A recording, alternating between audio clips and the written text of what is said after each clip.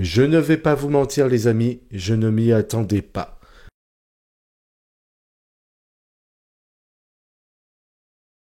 Bonjour à tous, bonjour à toutes, vous êtes sur la chaîne Cap 7e Art, c'est Xavier, et aujourd'hui on est là pour parler du nouvel épisode de la planète des singes qui s'intitule Un nouveau royaume, après la trilogie qui avait été amenée par Matt Reeves. En tout cas, les deux derniers épisodes avaient été réalisés par ce réalisateur de génie qui est ensuite parti sur The Batman, mais qui avait fait aussi un film tel que Cloverfield.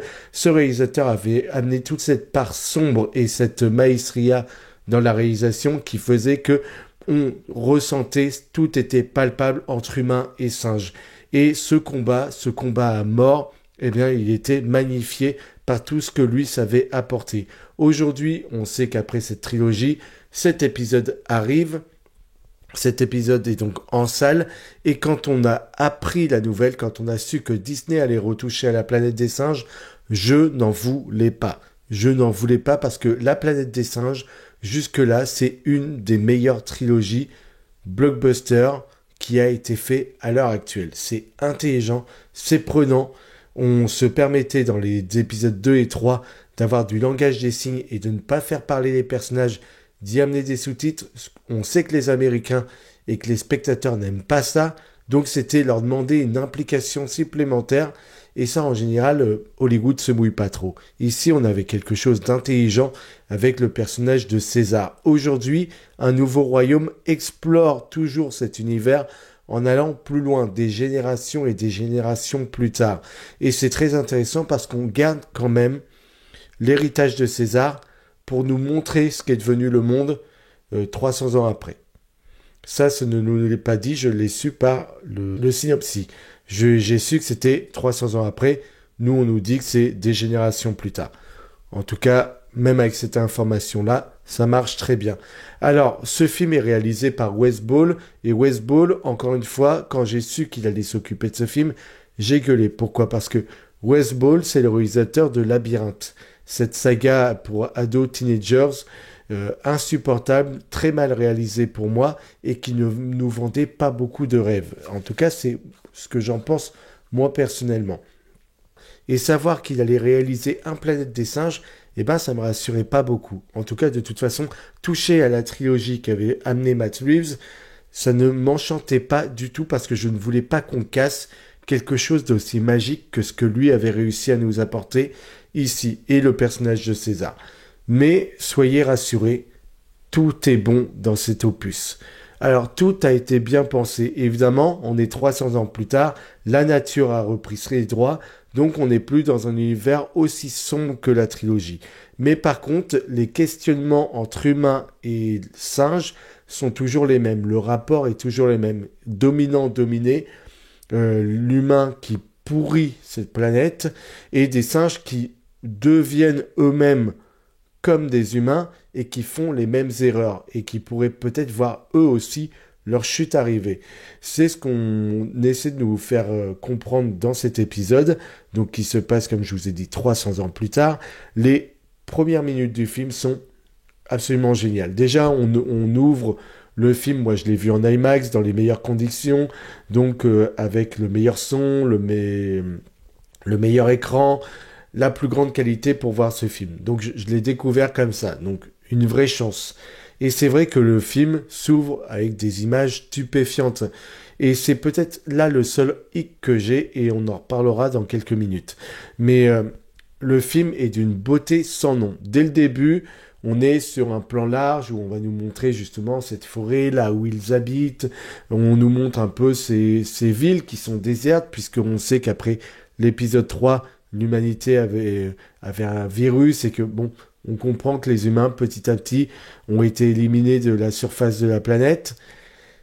Ici, ils sont pratiquement inexistants, les humains. C'est la planète des singes. C'est ce qu'on a toujours voulu voir avec les romans, etc. Ça y est. Et on peut réellement le faire puisque la qualité des effets spéciaux est au rendez-vous aujourd'hui. On l'a vu avec la dernière trilogie, Weta Digital, qui est une La motion capture, ceux qui s'occupent des effets spéciaux des singes, c'est Peter Jackson qui l'a beaucoup avancé, ça, et qui leur a donné beaucoup d'argent pour financer justement leur recherche et perfectionner leur art. James Cameron aussi. Et on peut dire que leur travail est stupéfiant parce que les bandes annonces nous faisaient craindre des singes moins réalistes que ce qu'on avait pu avoir avec le premier film. Pas du tout, ils sont toujours aussi bien foutus et c'est vraiment de la pure qualité.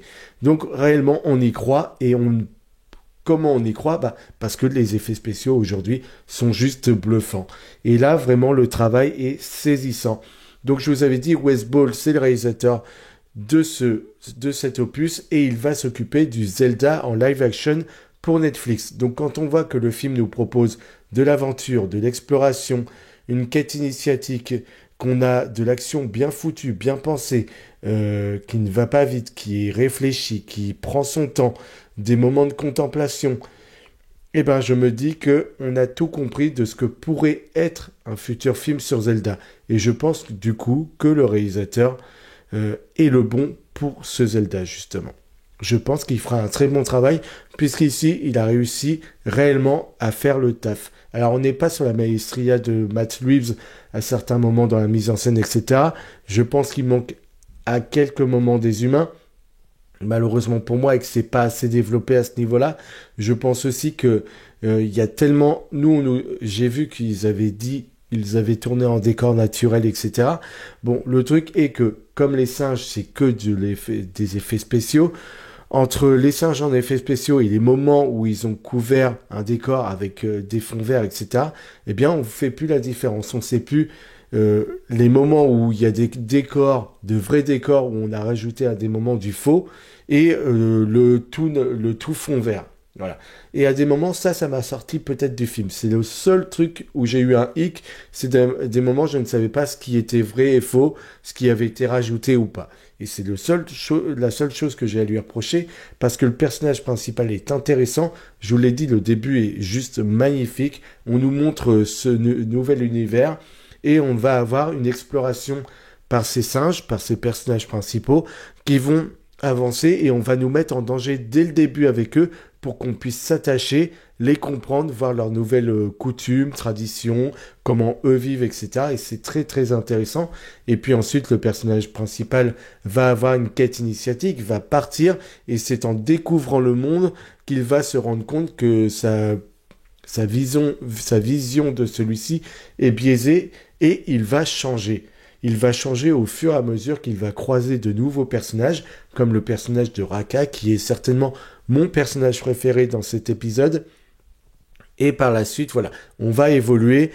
Disons que le premier acte est très bon, que le second acte est là pour nous faire un road trip où Noah, le personnage principal, va rencontrer tous ces personnages, mais que le deuxième acte manque peut-être un petit peu de chair, et c'est là où j'aurais mis plus de moments avec des humains pour comprendre comment ils sont passés de justement l'épisode 3 où la maladie, le virus était là et ils allaient être exterminés, à là si peu d'humains qui sont devenus des primates, littéralement, c'est eux qui ont régressé, mais j'aurais aimé qu'on comprenne un petit peu plus qui ils sont, etc., etc. Parce qu'on a le personnage de Mae, qui est joué par Freya Allan, je crois.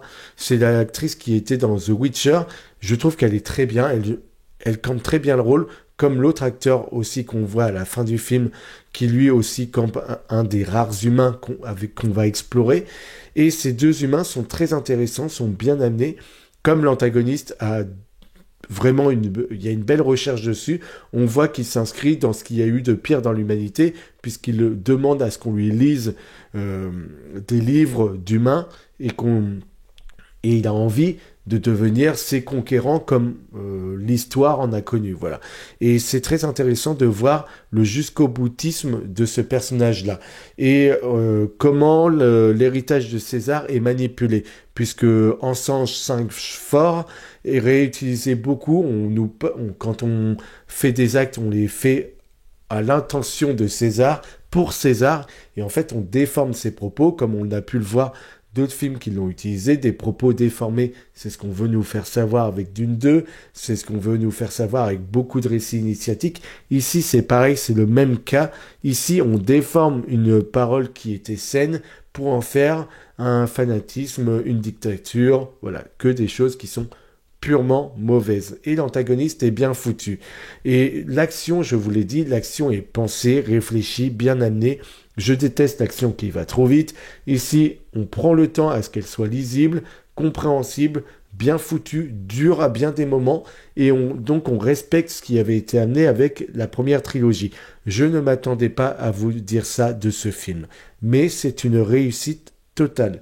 Alors évidemment, il y a des facilités scénaristiques à des moments, je vous parlerai de la forteresse avec l'humain, sans faire de spoiler, pour moi, c'est une facilité scénaristique ce qui se passe avec elle, parce que je pense que ce qu'elle arrive à faire, vu le nombre de singes qu'il y a sur cette plage, je pense qu'ils auraient déjà exploré tout ce qu'elle propose et qu'ils auraient pu arriver au même résultat, voilà. Et ça me pose un petit hic. Je me dis, bon, c'est un peu facile, mais je l'accepte. Et je dois dire que c'est peut-être là le seul hic, c'est que Noah a très peu de développement avec les siens.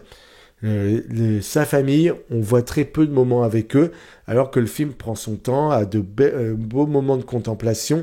Eh bien, il aurait pu approfondir tout cela. Il ne le fait pas. Il ne le fait pas avec le premier film. Il est destiné à devenir une trilogie, bien évidemment. Ça, on s'en doute. À chaque fois qu'il relance quelque chose, c'est pour y amener le pognon derrière et en ramasser beaucoup plus. C'est logique, hein. Mais c'est réellement pensé pour être une trilogie, et ce serait une trilogie qui aurait vraiment de la gueule. Parce que là, je suis confiant, j'espère qu'ils donneront du cool bébé encore à ce réalisateur-là pour qu'il puisse explorer un peu plus sa patte et rentrer dans son univers. Je pense que c'est le mieux à faire. Et je pense que ce film était très bon. Comme je vous ai dit, la motion capture, c'est ce qui a été lancé avec Peter Jackson, avec Gollum dans Le Seigneur des Anneaux. C'est ce qu'on a pu voir aussi avec des films tels que King Kong et encore le Star Wars 8. Donc c'était, je ne sais plus, les derniers Jedi. Le dernier Jedi, je sais plus. Je déteste cette trilogie. Mais en tout cas, c'était Andy Serkis qui était derrière la motion capture de Gollum, de King Kong, de Star Wars, comme je vous l'ai dit. C'est lui le grand maître absolu pour jouer ses personnages et rentrer dans la peau de ces singes. C'est lui qui l'a amené en tout cas. Et c'est vrai que ici, c'est un nouvel acteur qui joue le protagoniste principal. Il se débrouille très bien. C'est-à-dire que la motion capture permet de prendre les émotions des acteurs qui les interprètent pour les mettre ensuite sur les visages des singes. Et le réalisateur a expliqué qu'il avait demandé à ses acteurs pendant des mois de se mettre dans la peau de singe et de faire des vidéos, et il voulait, avec des scientifiques, ils évaluaient leur travail, et le réalisateur a dit à ses acteurs, je veux que vous soyez les meilleurs singes possibles. J'ai vu le film en VO, donc avec les vraies voix des acteurs, c'était un plaisir pur. Raka est un personnage mais de dingue, il y a beaucoup d'actions qui marchent très bien, et je vous ai dit, c'est très beau, mais au point où on se demande ce qui a été fait en effets spéciaux ou pas à certains moments. Et c'est là que, par moments, moi j'ai du mal, parce que j'ai besoin de me raccrocher quand même à quelque chose de vrai. Si ça devient tellement irréel, et si la masse est tellement sublime tout le temps que je vois plus la différence avec le réel, eh ben à un moment donné, ça me pose problème. Mais c'est peut-être que là où j'ai un problème, parce que le film est brillant, et comme je vous l'ai dit, vraiment, je ne m'attendais pas à dire du bien de cette planète des singes. C'est le blockbuster comme on voudrait en voir bien plus. C'est ce que devrait faire Hollywood tout le temps. Ce serait cette qualité-là qu'on attendrait de tous des films Marvel également. Ce qui est vraiment Marvel, c'est ce qui a fait un pognon de fou. Et les films Marvel, j'ai l'impression que c'est des produits sans âme, tout le temps, ou qu'on se fout totalement. On aurait des personnages bien traités, bien amenés, avec un univers vraiment cohérent, sombre. Eh bien, on aurait des histoires, mais qui seraient puissantes. Que là, c'est que de la blague entre des super-héros, des petits combats, des conneries à côté, et aucune conséquence. C'est chiant à mourir. Ce qui a été fait avec Marvel, c'est ce qu'il ne faut pas reproduire. Ce qui est amené avec cette planète des singes, c'est l'exemple à suivre. Et c'est l'exemple qu'on devrait voir partout aujourd'hui. Hollywood ne devrait produire que des films comme celui-ci, parce que c'est vraiment de la qualité, et je suis donc heureux d'avoir pu voir dans les meilleures conditions possibles ce film. La musique aussi, il faut souligner la musique qui est bien foutue, qui a de jolis thèmes épiques et des jolis moments, mais on va dire qu'il lui manque encore quelque chose pour vraiment avoir une âme et qu'on s'en souvienne. On sait que sur le film, elle marche au moment où elle arrive, mais il lui manque encore un petit truc. Donc j'ai aimé l'émotion du film, j'ai aimé la contemplation, le fait que le film prenne son temps, malgré qu'il ne développe pas assez son personnage principal, qu'on n'ait pas assez de moments avec les humains pour comprendre comment ils sont devenus, comment ils en sont devenus à être chassés, traqués et à être aussi peu nombreux. Et il y a beaucoup de références au film de 68, qui était le premier de la planète des singes, où justement on nous montre cette civilisation où c'est les singes qui prédominent et qui sont sur cette planète et les humains qui ont été chassés. Là, c'est réellement le cas et on reprend beaucoup d'idées de celui-ci sans jamais que ce soit juste un copier-coller comme l'avait fait Star Wars, vous voyez.